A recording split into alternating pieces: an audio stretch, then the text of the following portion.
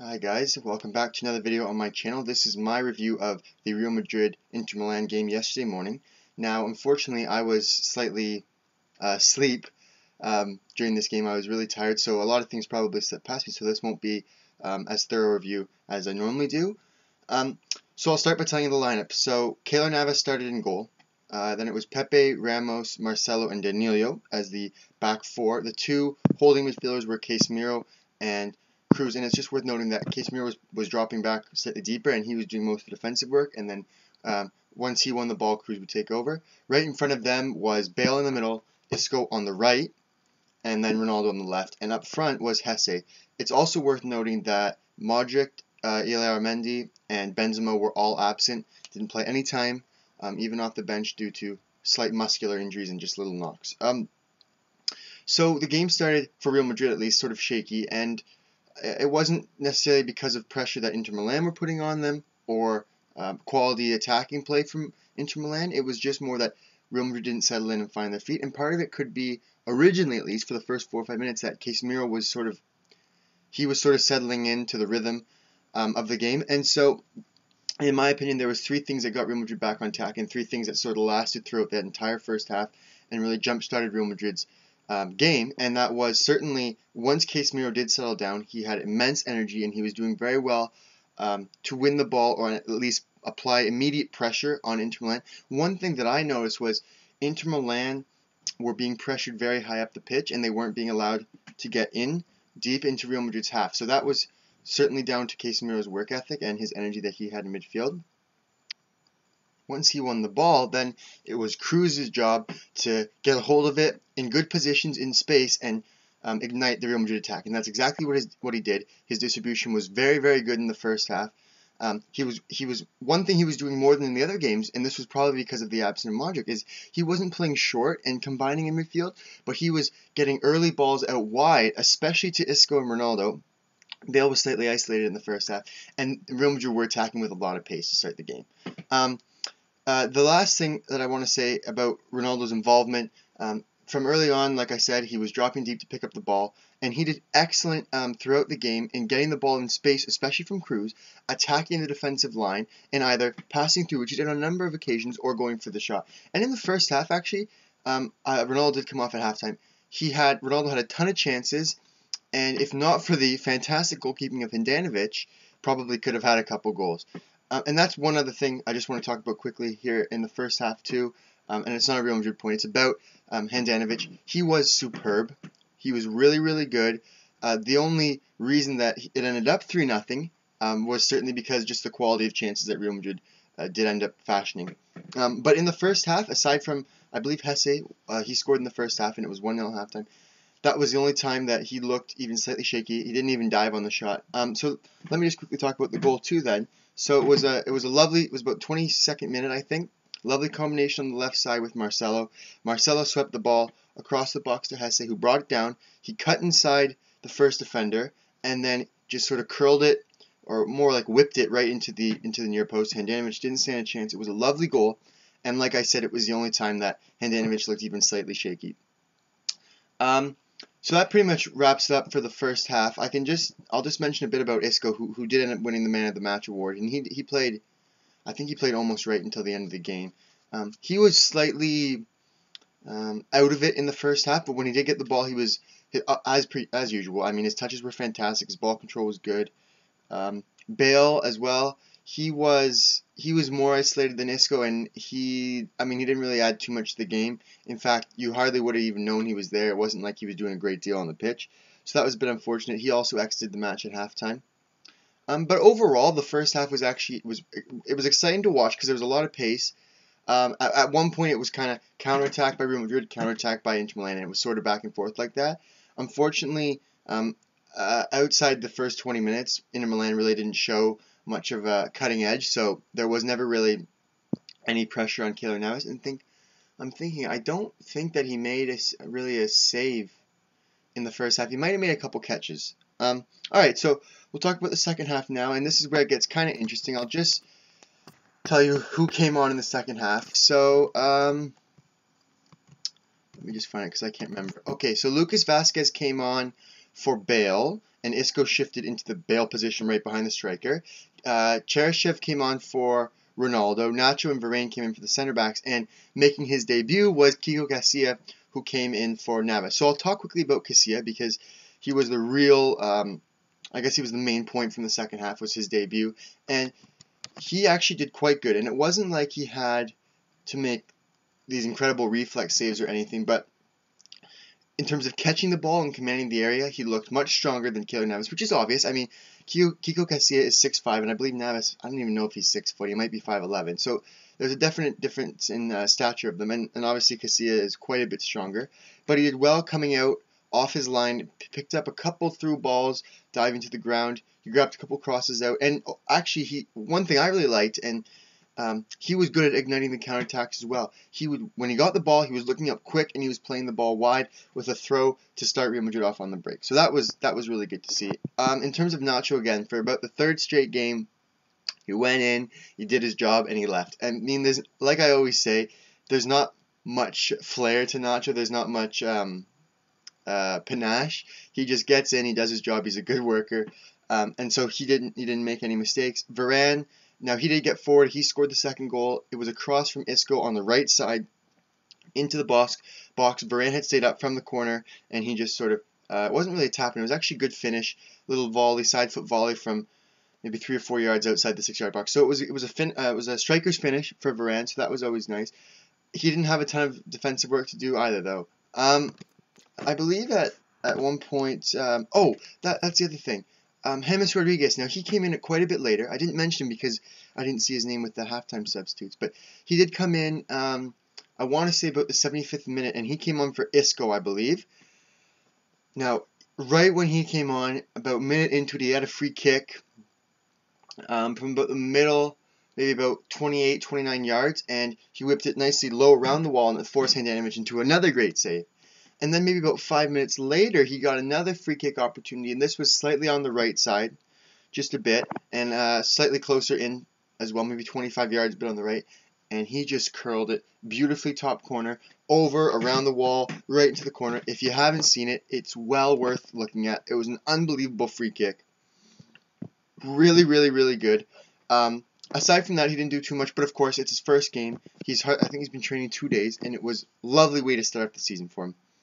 Right around the time that James came on, there were 2 more players I forgot to mention who came on. They came in late, maybe actually just slightly after James, and that was the winger Lazio, Juan Carlos Lazio, I believe, and Marcus Llorente, who made, I think this was his second appearance in the preseason.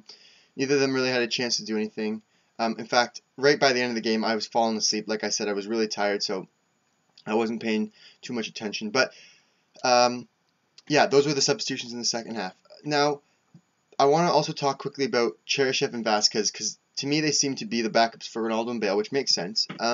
First off, Lucas Vasquez, he's sort of he's a curious one to me. He possesses great pace. He's got a good touch.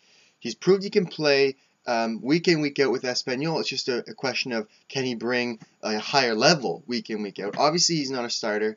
Probably never for Real Madrid. I mean, he's 24 at this point. He's close to being in his prime. Of course, a season with Real Madrid will do a lot for your development, no matter what your age. So there's that. I think that he's played in all 3 of the games. I think he tends to be slightly isolated, and he can only really create something when someone has given him the ball in a good position. It's not like Isco. And of course, I'm not trying to compare Vasquez to Isco in terms of skill level, but they can do similar sort of things. They're similar size, and they possess similar sort of skill sets. So you would assume that some things that Isco can do, Vasquez might be able to do, a version of that as well. But to me, it looks like Vasquez can't get a good cross in, or he can't create anything if someone doesn't give him the ball in a good position. And that, of course, I mean, that's just down to the quality of him as a player. Not everyone can be world class, but I think that he's still missing something. He doesn't seem like he can really jumpstart things by himself, which is what you want from someone off the bench, quite honestly. You want someone that can come in completely cold and can just get the ball rolling for you. And I'm not so sure that Lucas Vasquez can do that at this point. Now, Cheryshev, on the other hand, I would describe him, I think the best word to describe him is electric. He's got a ton of pace, and he's not afraid to get the ball deep and run at defenders. And I think I might have said this in the last review too. he is a very traditional winger, and it's something that Real Madrid don't really have. You have a lot of hybrid players with Real Madrid, guys that are crosses between being a forward and a midfielder, or a winger and a center midfielder, kind of like Isco or whatever. And Cheryshev is a true winger. He's got a ton of pace, he runs down the wing, and he crosses the ball, and he keeps it simple. And that's what I like. When he does attack players on the dribble, he attacks 1v1. He's not trying to dribble through everyone. He just gets into good positions on the wing, and he crosses the ball. Now, to me, there's some inconsistencies about his crossing and his final ball, but again, preseason players aren't sharp, but he does look very quick, and I think he'd be a great backup for Cheryshev. So overall, this 3-0 win for Real Madrid was a really good performance, another exciting game to watch, actually. And like I said, the game was full of a lot of pace, a lot of attacking flair, so it was very enjoyable. I'm sure the fans in Guangzhou, I think, is where it was, so I'm sure that everyone enjoyed the game. The one more thing is the transition from defense to offense, and I keep saying it was done really quick, but it was done with a lot of quality too. There wasn't a lot of breakdowns in communication where the ball was just sort of lost and given away to the Inter Milan players, or where the ball was played behind someone because they weren't paying attention and they've made a run now down the wing. The communication was good. The link-up was quite good.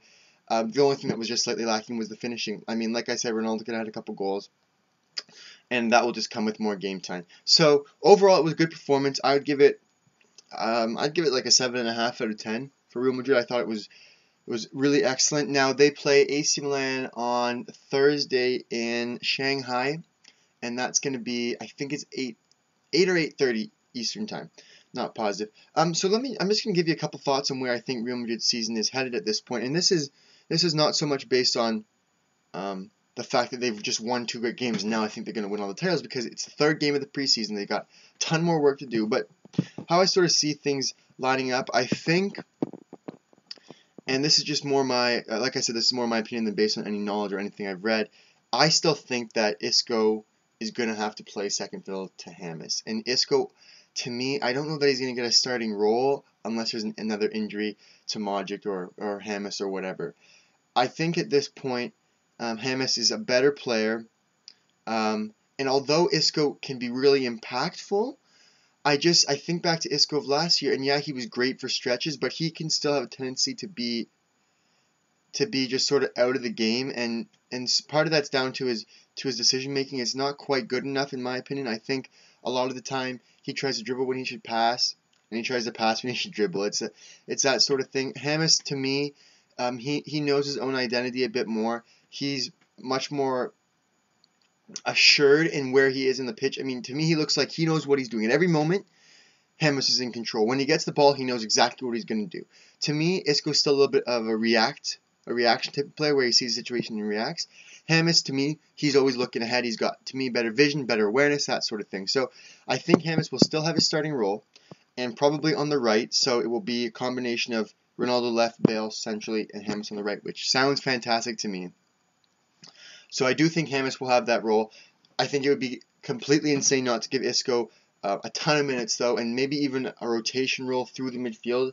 I mean, maybe he can rotate in with Bale as well. Possibly, if there's injuries to strikers, he can rotate in with the injured striker, pushing Ronaldo up front, and he can drop into midfield. So there's a lot of options still, but I do think that James should be the one with the starting role at this point.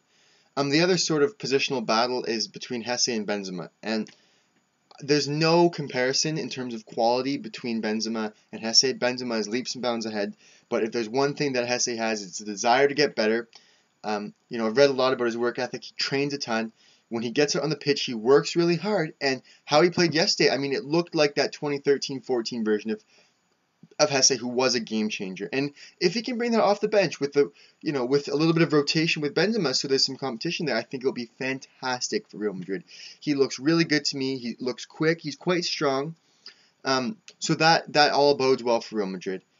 In terms of Benzema now, just a little side note, there was a cryptic Instagram post from Benzema's official account where I believe he was sitting on a plane, and of course the whole Real Madrid squad has gone to Shanghai today, so I guess he wasn't there, and it said,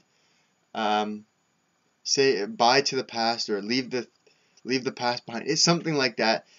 So there's a lot of rumors over whether this means he's joining Arsenal. I personally don't see it. I think he's a bit of an odd guy. He always has those odd posts on Twitter and Facebook and Instagram and whatever, so I don't think that's a big concern. I do, however, think that if Benzema does have some competition, this is talking about on-field Benzema now, if he does have some competition from Hesse this year, it'll be great. Last season he had no competition for his role, and although he did play well for a while and for large stretches, he was still inconsistent, and he needs someone to push him so that he is forced to perform week in and week out. And I think that's the best thing for a guy like Benzema, and it also that works well with Hesse because, like I said, he's up for the competition. He really wants it, and it should be really interesting to watch the striker battle develop over the course of the season. So that's my thoughts on Inter Milan versus Real Madrid. It might have gone a bit long. I'm not sure of how long the video is. But as always, guys, if you have seen a couple of my videos now or you like what you see, just comment, leave me a like, subscribe if you want to see more. Thanks for watching, guys. Cheers for listening.